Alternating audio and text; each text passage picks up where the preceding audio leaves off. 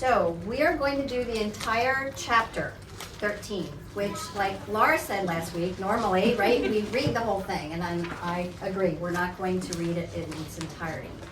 But what we are going to do is we are going to break it down with a little color coding, because once it's color coded in your binder, then I feel like it would give you some sort of organization as we go through it.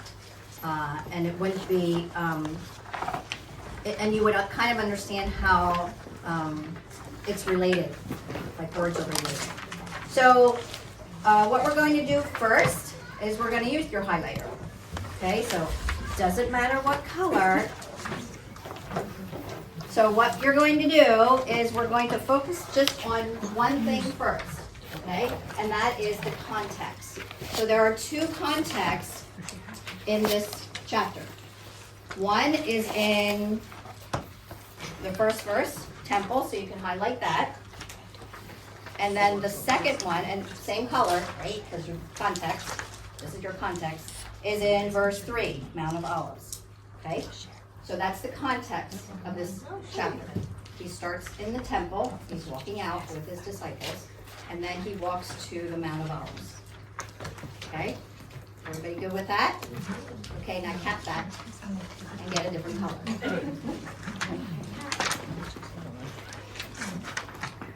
Okay, so now, I don't care what color you have, we're going to talk about things, which just cracks me up. Because I tell my kids all the time, okay, we're trying to expand your vocabulary so you don't use the word things all the time, right? So, pick up that thing. Mom, where's my thing?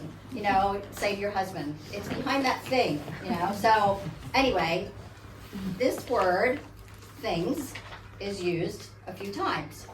So the first time, it's used in verse 4. So find it in verse 4 and highlight things. Or underline.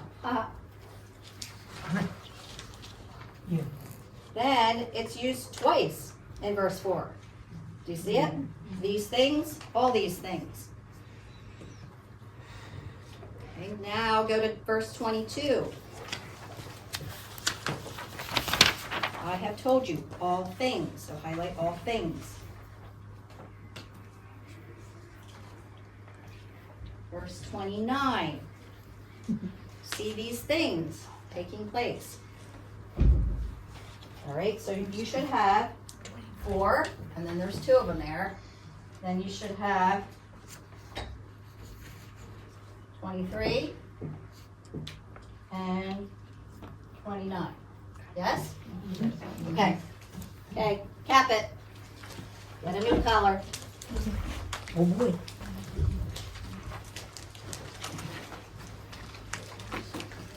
Okay, got your new color. Now, in this text, you know how, and I talked to you before about synonyms and how sometimes a synonym kind of helps me understand a word better, because for whatever reason it has a stronger picture in my head than it might have in your head. So I feel like we have some synonyms in the English language in these verses. However, in the Greek, it's all the same word. Okay? So the first one that you're going to highlight is in verse 5, the word see. Okay, so that's 5, verse 5. Okay?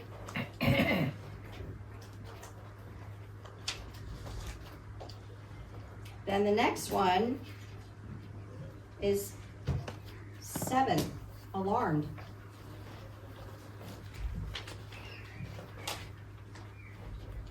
The next one is 9, guard.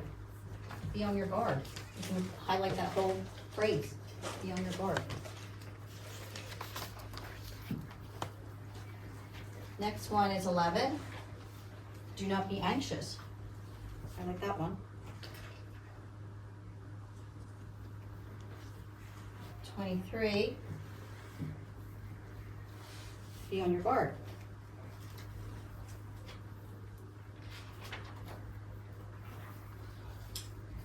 And turn your page to 33.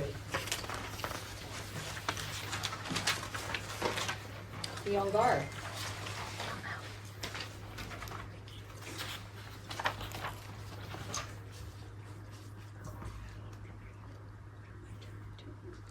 Okay, you good? Cap it. Okay, now comes the longest one, so I hope you chose a pretty color. Okay, so this is your fourth and final color. Okay, now, the reason that I'm having you highlight these is because this whole chapter deals with signs, okay? So, in our Christian walk, right? Sorry, my handwriting is atrocious. Signs, right, is what sometimes people are looking for, right? The Pharisees wanted a sign. Well, now the disciples have asked for a sign, and we'll talk a little bit about that.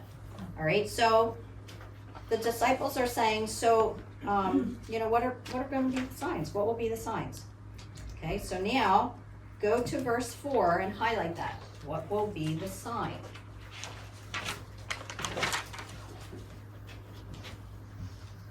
So that's the start. So now we are going to highlight the signs, just so you kind of have an understanding of, okay, Jesus did answer it, so this is the answer to that question. Does that make sense? Mm-hmm. All right, so look at verse 6 at the end. It says, lead many astray. That's a sign. Okay. Then go to verse 7. You can highlight wars and rumors of wars. That's a sign. You can go to verse 8. Highlight earthquakes and famines. That's a sign.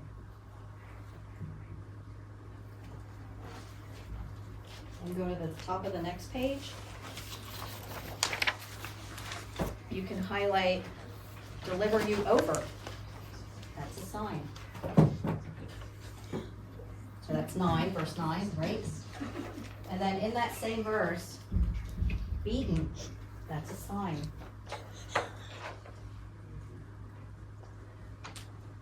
Stand before governors, that's a sign.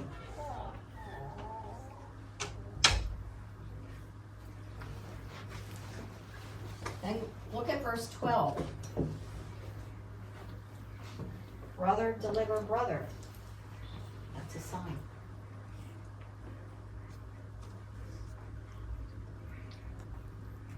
Father to his child. That's a sign. Children will rise up against parents. That's a sign.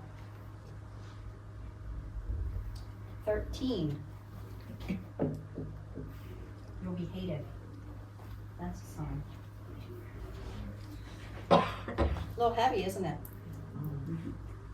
Number 14, or verse 14, abomination of desolation. That's a sign.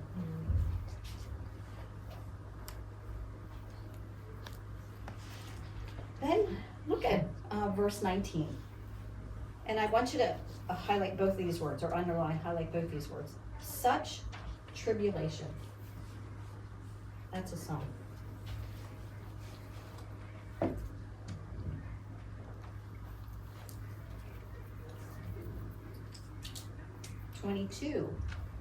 There's false Christs, false prophets. That's a sign.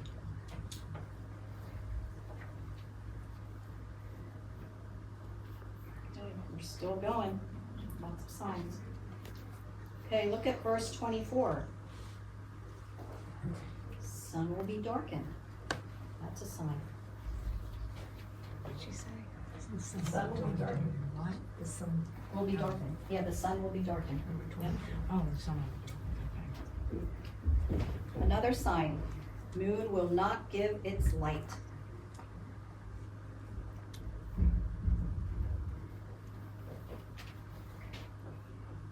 Look at 25. The stars will be falling from heaven. That's a sign. And then the end of that. Powers in heaven will be shaken. That's a sign. And then the sign that we all want to see in 26. The Son of Man coming in clouds. That's a sign. And then honestly, 27. Sending out the angels and gathering is a light. That's a sign.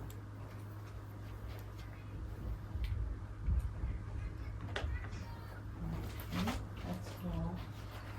Yep, that's all. All right, you can cap it. All right, so that's that's just the start. So here we go. Okay.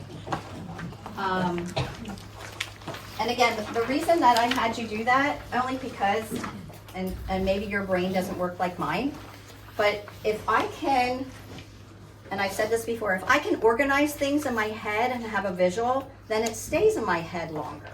So I just thought maybe you want to join me in that. So that's why I had you all do that. Plus, I felt like it helped me kind of know what I want to say and what I want to focus on, because chapter 13 has an awful lot.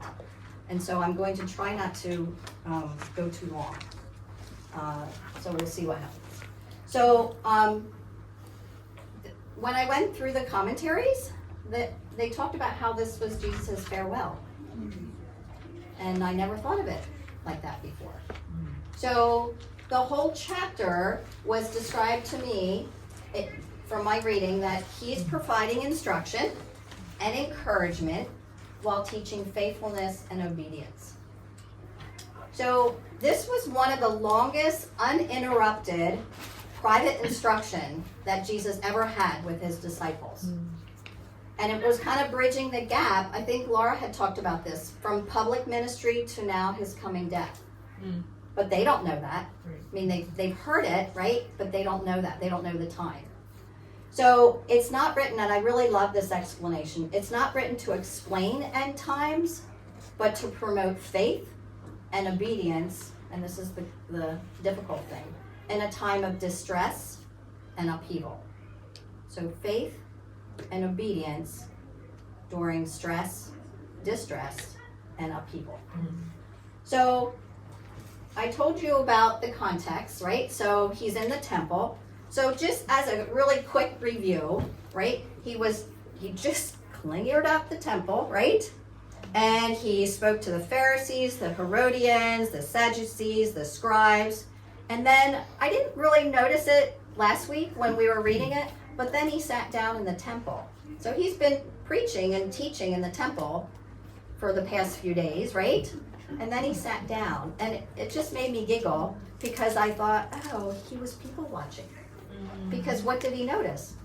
He watched the widow put money in.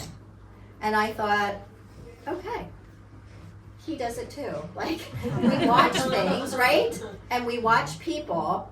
And so it just made me think, oh, okay, I totally get that. And then I thought it was interesting because he's watching people. They get up, right, him and his disciples, and they're walking out of the temple, and one of his disciples says, look, teacher, what wonderful stones and wonderful buildings. So he was looking at people, and they're looking at buildings, right? So I just wanted to kind of think a little bit about this building. So I found this, I thought it was a good rendition of it. So it's white marble, decorated with gold. You know, I had no concept that it was 6 football fields. So when Jesus cleansed the temple, I always thought, you know, this much. Yeah. But I'm thinking, no, he was probably sweating. Like, it was long, and it took a long time. And then the other thing that kind of made me pause, because, you know, they didn't have the construction vehicles that we have today, right? How did they get 150 feet high with these stones? Because they weren't small stones, they were larger and taller than us. So anyway, and it covered 1/6 of the city. So when we say that Jesus sat down and looked around, you know, he was in one part of the section, and I thought, oh, that's just enormous, that temple, just plain enormous. So, Jesus said to them, right, so they're saying, look at this beautiful temple. And he says back to them, well, do you see these great buildings? They will not be left here, one stone upon another, that will not be thrown down. So again, because we've been talking about, what do you think the disciples were thinking? Honestly, when he said that. Anything come to mind? Like, he's saying, this isn't going to stand. What? What? Yeah. He's gonna destroy it. Yeah. Like, I wonder if they're thinking, Jesus is going to destroy it. Like, what, you know, he's the king. He's the kingdom. Like, you know, they're ready again. And I just thought, I wonder what they were thinking. You know, like, what went through their mind when he said that? So, so this was a prophecy, right, from Jesus. So about 37 years later, in 70 AD, the Roman army destroyed the city of Jerusalem. And we've heard about this. The historian Josephus actually witnessed the siege and the aftermath. So this was, and I know that this happens, but as a woman, it's always difficult for me to read something that's so harsh and anger and fury, and you know, it just, so there were no more people to slay. There was nothing else to plunder. So they turned their fury on the temple. And it's like, that's a lot of anger in my head. Like, so anyway, it just was a prophecy that one has already been fulfilled. And just so, because I'm going to refer to this at another time. So when I was reading, and I thought this helped me organize it too, this chapter, there are events that are near. So this was near. And then there are events that are far. And that was another way I thought, okay, that helps me organize everything that we're going to talk about tonight. So now, he just said that to the disciples, and now they're leaving, walking away. And they're thinking about the temple being destroyed. And they're following Jesus to the Mount of Olives. Although I don't know if they know that's where they're going. You know, maybe he just started walking and they just follow. I don't know how much discussion. But I wanted to just kind of show you this because I had no idea, again, with context, where things are. So the Mount of Olives is east of Jerusalem. It's about 2 miles. This made me giggle because it said 30 to 40 minute walk. And I'm thinking, I might take a little bit longer to do 2 miles. But, you know, and it's up above the city. So it's 300 feet above the city. They get this panoramic view of the city and the temple. And this is where Jesus is often taught and prayed. So the Mount of Olives is right here. And so what I want you to think about, let me get my little clicker. So here they are, right? And here's the temple. And they have this view looking down. And here, through here, and we've talked about this in the past, is the Kidron Valley that I didn't know a whole lot about myself. So I kind of looked it up because I just kind of wanted to get a feel, okay, where are they? So they're looking at this Kidron Valley. That was a place associated with sorrow, judgment, and death. It's where David fled from Absalom. It's where King Asa, Hezekiah, and Josiah, that's where they took the idols and burned them in that Kidron Valley. And it's where Jesus passed through to get to Gethsemane. It's also, this is a far event, right? Linked to future judgment regarding the day of the Lord. Okay, so they're up here, right? And they're looking down, and Jesus too, looking down. He knows, Jesus, right, knows the past, the present, and the future. So he sat down again. Now he's on the Mount of Olives. So opposite the temple. And so now here's Peter, James, John, and now Andrew is included in the 3 that are most often. And they asked him privately, tell us when these things will be. So they're referring to what? These things. What is the destruction of the temple, right? So, and what will be the sign when all these things are about to be accomplished? So, the disciples kind of have this Jewish mindset that before there were always signs leading up to some sort of divine intervention. And so it's totally appropriate that they thought that. But they think it differently when they ask that question than a Pharisee. Like, show us the signs, prove yourself. Okay?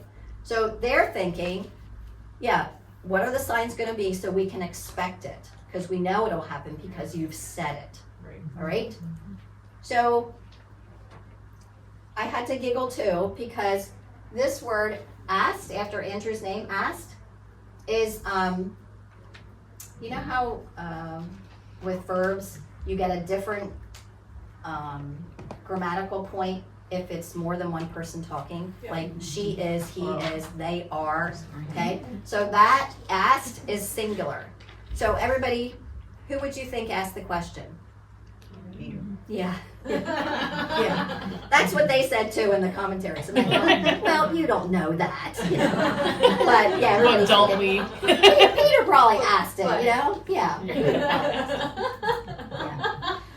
So, all right, so they asked. So there's two items in their question. One is, what will be the sign? When are these things about to be accomplished? So the part of the question kind of echoes what we often wonder. We kind of want to understand, right? God's timeline. Like, when are things going to happen? And it made me pause because how often do we ask how long or when, right? And then at the bottom, that's just my personal, but are we able to accept the answer or understand the answer? Because as we go through the chapter, the next few things he says are really difficult and they're not pleasant to hear. And so it makes me wonder sometimes too, as I have grown up, gotten older, however you want to say it, my prayers used to be specific. No, not anymore. Because I don't know what I should be saying. So my prayers are more like, you, Lord, what do you want to do in this situation? As opposed to what I think I want to do. So for me to ask a question, it's a little bit different and not as specific as, so when? So this is where we get to what we just highlighted, okay? So, and Jesus began to say to them, see that no one leads you astray. So that's how he starts his answer, right? So they're asking, what are the signs and when? And his first thing to them is, see that no one leads you astray. So that Greek word, B-L-E-P-O, anybody can say it if they want to, I'm not going to. It literally can mean to look at, or it can mean figuratively. And that's what most of the commentaries said. This is figuratively. So not literally seeing, but to take heed or be aware. Okay? So that's in 5, 9, 23, and 33, which you've already highlighted, right? So that's how he starts. Beware, right? Take heed. See that no one leads you astray. And one of the things that it made me think about, if somebody's going to use the word see, right? Well, if you're going to be aware of something, you have to be looking around. So what did we just say about Jesus in the temple? He sat down and he people watched, right? Right? And then now he's up on the Mount of Olives and he sat down and he's watching again, right? And he's saying to the disciples, see, watch, beware, take heed. Okay? So it just made me really pause to think about that. And it made me think about, that's one of the things that I teach my students. We call it reading the room, right? So reading the room for a lot of students is really difficult, because, at their age, they're very self-centered. And to be aware, to take heed, to see, you have to look out past yourself, right? So God is saying to you, look out past yourself and look what's happening around you. And don't be so focused on your life, but also be focused on others. So it was really one of those things that it made me think, he's saying to see, to not be alarmed, to be on your guard, to not be anxious. All right, those are commands. And he goes right to that in their quest for an answer. So the first thing he says is, many will come in my name, saying, I am he, and they will lead many astray. So that's verse 6. So this is thought of as threats. They aren't external, but they're internal, right? So sometimes they're inside the house of faith, right? So I looked at it as that word many really kind of hit home to me. Like, it's not just 1, 2, 3, it's many, right? So when we teach the word, what's the word? Triple, yeah. Some students are like, what does that mean? It's like 3.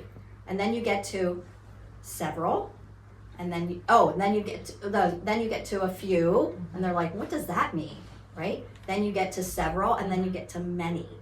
So it's more than what I'd like to assume, but it's many deceivers are coming. And so, in the first PowerPoint I said this whole chapter is about faith and obedience. That's faith, okay? So you have to decide who you're going to put your faith in, right? And then believers must be alert to how the words I am are being used. Because remember, Jesus called himself I am. God said I am, right? And I thought this was a nice quote in one of the commentaries. Does it represent God when somebody is saying I am?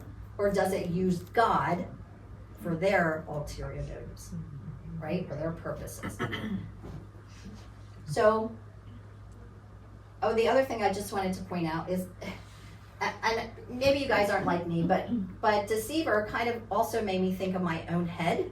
And how many times do I say things in my own head and they're not true, right? And so the deceiver sometimes isn't even outside, it's inside my head. And I thought, oh my word, how can I get away from that? Right. So anyway, so verse 7, and when you hear of wars and rumors of wars, remember that's a sign. Do not be alarmed, this must take place, but the end is not yet. So again, it's a sign, it's a far sign, but it's also not the end sign. The destruction of the temple is not the end, it's the beginning, right? So I'm sure when they were thinking about all of this, they were thinking like, oh, then the kingdom's gonna come, right? But no. So 8, for nation will rise against nation, kingdom against kingdom. There will be earthquakes in various places. There will be famines. These are but the beginning of the birth pains. And it really made me pause because the virtual tour that Katie and Mariah are doing, when they were talking about how there are earthquakes and that's how some of the cities get buried. Yeah. And it made me think, oh, earthquakes have been happening for centuries, right? And again, it was like, oh, okay, yeah, like, as far as the times go, this just keeps on happening. And then I don't know what kind of newsreel your feed comes through in whatever you look at, but I feel like my newsreel has to do a lot because of Feed My Starving Children. I get a lot of information about famines happening, and I feel like that's happening more than what I've ever seen before. So verse 8, this list of tribulations is not, and I thought this was real well written, is not to entice believers into speculations about the end, but and I apologize. That's okay. But to anchor them to watchfulness. Because remember, the first thing he said was, see, take heed, beware, right? So he's saying, you have to be watchful and you have to be faithful in the present, all right? Because this is just the beginning. So here, 9, but be on your guard. So this is again, that same word, for they will deliver you over to council. So this made me think about, were they really ready to hear this? Can you imagine? So what are the signs?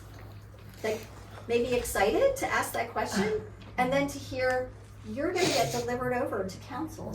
You'll be beaten in the synagogue. You'll stand before governors and kings for my sake to bear witness before them. So the threats to faith are in the form of persecution. So be on your guard. There's another translation. No, it wasn't a translation. It was a commentary. That phrase, be on your guard, you must be clear in your own minds. And I thought, oh, I like that. That really made me pause again and think, clear in my own mind. Because sometimes I'm scattered in my own, like I'm doing this and this and this and this and this, and the Lord's saying, slow down, be clear, in your own mind. Then this one, and the gospel must first be proclaimed to all the nations. How do I do this? Yep. This one, okay. So when they were brought to council, right? So our mission, their mission, despite all the opposition, the gospel must be preached. So that word must really focused me throughout the world. So that's faith and obedience. So again, this isn't necessarily talking about just what the signs are, but what's your response where you are right now. Then this in 11, and when they bring you to trial and deliver you over. So again, I'm thinking, oh my word, what are the disciples thinking? Like, I can't imagine. All they did was they wanted a sign, but they didn't maybe consider that they were going to be going on trial and delivered over, right? But then, what a beautiful thing for Christ to say to them.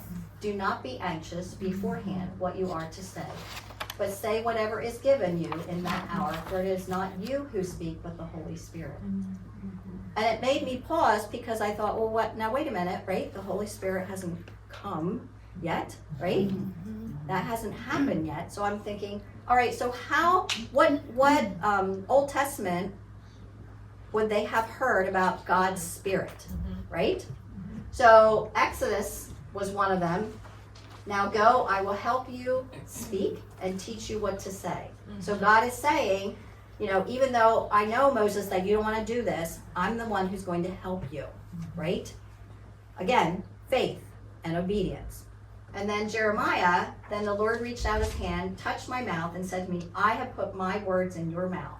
And again, divine commissioning, signifying that God enables him to speak truth. Okay, so I thought, okay, so they've heard about how God has worked through others. But do you think that Peter thought he was the equivalent of Jeremiah and Moses? I don't think so. So again, I think that they're, and I'm just surmising, if I put myself in their place, they're hearing this, but they're thinking, really? Like, this is going to happen. So, brother will deliver brother. Father his child. Children will rise against their parents and have them put to death. You will be hated by all for my name's sake, but the one who endures to the end will be saved. So the disciples are persecuted because they have been identified as followers of Jesus, right? So again, that's faith. Disciples are called to be steadfast under persecution, even to death, because in the end, after death, they will be saved from further persecution. So I don't know about you, but this word saved messed me up at first, because I thought, wait, does it have something to do with salvation? But it doesn't have anything to do with salvation. It just has to do with the simple fact that endure, right? Be obedient, have faith, and that persecution will end, sadly, when your life ends, right? So when you see the abomination of desolation, I must say that this verse really stumped me. So there's a few theories about it. I'm just going to focus on one. And that was that it came up in 2 Thessalonians. All right, so this is 2 Thessalonians, chapter 3. No, 2 Thessalonians chapter 2, verse 3. Okay?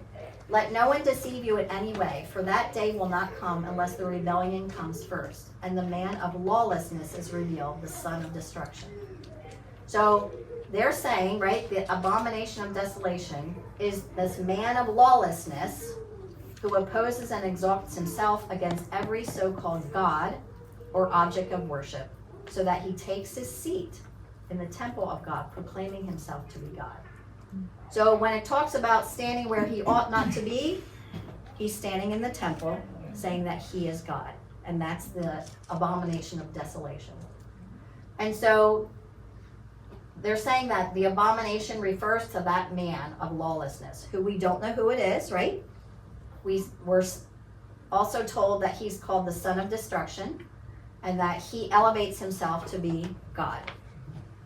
So I thought this was also interesting. That parentheses, let the reader understand, it's just another way to say this is really, really important. Like, you have to think about this.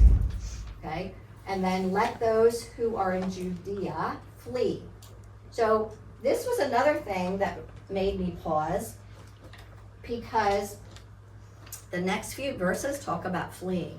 So all the times, if you heard about it before, people would go to Jerusalem to protect themselves, right?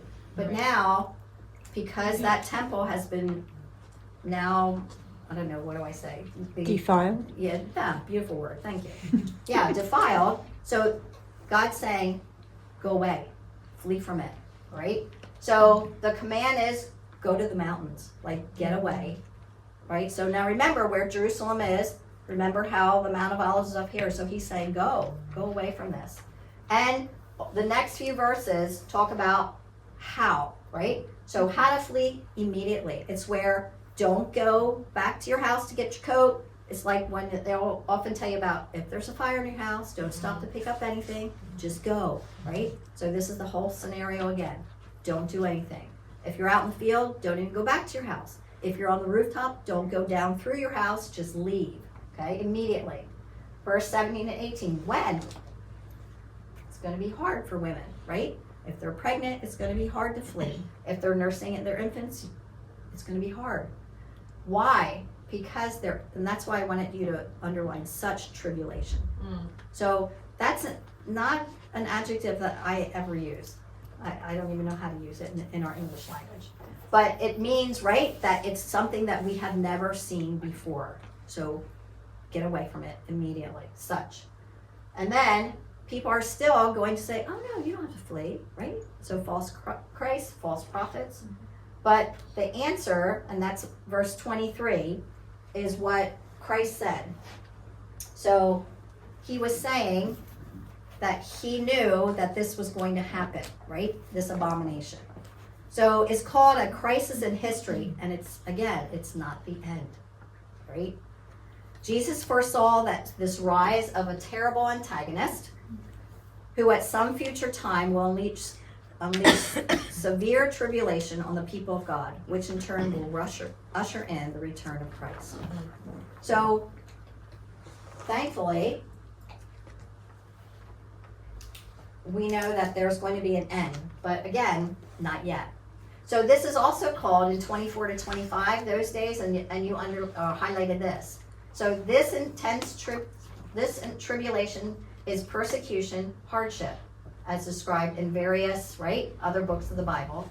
And the sun, moon, stars, it made me think, my goodness, he made them. He can control them. He can do whatever he wants with them. So the Lord can do whatever he wants with the sun. He's going to darken it. He's going to have the moon not shine like it's supposed to. He's going to have stars fall from the sky, right? He's the one who created it. He can have it all change. So it was called like some sort of cosmic disorientation or something. It was like, oh, okay, that's frightening. All right. So this was my favorite verse after going through all those signs. I'm like, okay. And then they will see the Son of Man coming in clouds with great power and glory.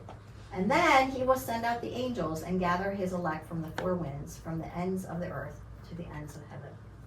And so this parallels what also has been said in Daniel. I saw in the night visions, and behold, with the clouds of heaven there came one like the Son of Man. And he came to the Ancient of Days and was presented before him. So the cloud, right, often symbolizes the presence and the glory of God. So this was my best verse ever, I thought. All right, so now he talks, so he said all this, right? to the disciples, and I can just see them not asking a single question now, right? Like, oh no. Yeah. So it made me think about when the Lord used a fig tree, how we can learn a lot, right, from just watching things. So from the fig tree, learn its lesson. As soon as its branch becomes tender and puts out its leaves, you know that summer is near. And then the verses go on to say, and he is near. So I felt like I didn't quite get why a fig tree, but it's culturally, it's one of those things, right, that would be in that area. But it also was used frequently as symbolizing Israel. And he uses it to teach discernment and awareness. And again, if we're staying, if we're seeing, if we're taking heed, if we're being aware, right? So he's saying, look around you. So here, 30 to 31, he says, I say to you, this generation will not pass away until all these things takes place.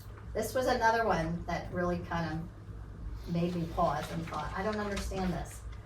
So he goes on, when I went to the commentaries, they were talking about how the contemporaries, right, of Jesus will see the temple and city of Jerusalem destroyed. So if we said that it happened about 37 years after, then yes, they probably heard it if they were in, or saw it if they were in that area, right? But what helped me is to understand that these things are taking place. Heaven and earth is, right, passing away, but God's word is continuing to endure. And it made me pause because one of the commentaries used the word authority. And haven't we been talking about Jesus' authority? And now we're seeing it again. The authority of his words are enduring, right? So that means that they're more powerful than this heaven and this earth.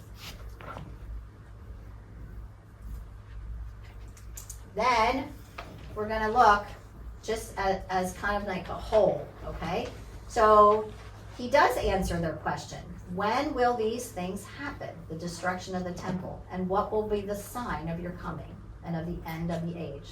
So here are the near events, right? Those are the signs that we all highlighted. The deceivers, the wars, the earthquakes, the famines, the beatings, the public trials, the family betrayals, the hatred, and the persecution. Those were the things that the disciples had to endure, didn't they? We read about those. And then the far events, the abomination of desolation, the unprecedented tribulation, the false Christs and prophets performing signs and wonders and leading believers astray, the cosmic disturbances, the Son of Man coming in a cloud and gathering his elect. So he answered their question. So it made me pause again and think, I want to be careful what question I ask, and am I prepared for that answer, right? So the last is the 32 through 37. And we're just going to look at that a little bit closer. I thought if I have time, which I do, I just want to point out some things. Because he says the word, keep awake, stay awake, stay awake, stay awake. Says it a lot, right? Yeah. So this story, right, in verses 32 to 37 about somebody going away, a man going on a journey, okay? So Jesus is relating this from the commentary that I read to his ascension, right? And then his promised return. So Jesus is the man that's going away. And then this imagery echoes, right, about how he's going to entrust his servants. And who are they? Us, right? He's going to entrust us. And he's going to be confident in us that we are going to be faithful and obedient. Because we're going to stay awake, stay awake, stay awake, right? So one of the things that I looked at was how that means to stay awake. Because again, that's how he started, right? That's how he started chapter 13. See, be aware, take heed, watch.